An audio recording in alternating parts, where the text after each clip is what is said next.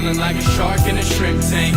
Big fish, small pond in the shrimp tank. But it's sink or swim, only option is to win. In the murky water, not a thought of giving in.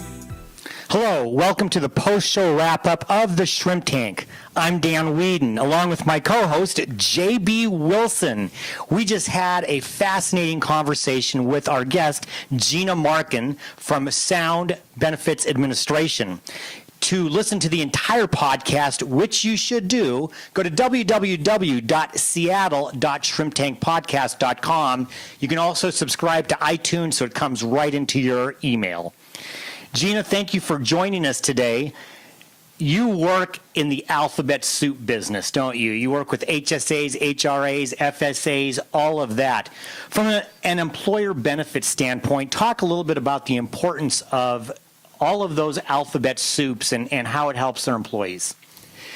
Well, the fact is all of those alphabet soups, flexible spending plan, which is FSA, health reimbursement arrangement, HRA, health savings account, HSA, QSERA, qualified small employer, HRA, and all of those, as well as COBRA, are vital tools for an employer to strategize on lowering those premiums while offering benefits to their employees.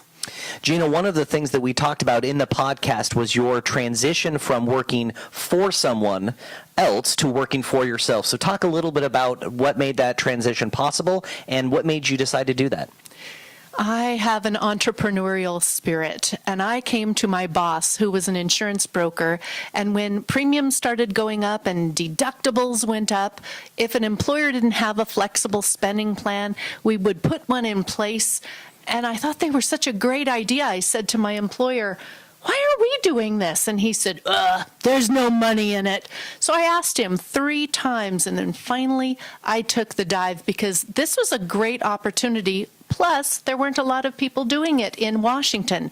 So it turned out I was right. It was a great idea, and he was wrong, and he is eating dirt over that. So tell me, why would an employer hire somebody to manage all of this? And obviously, because you do it, what makes you different from your competitors?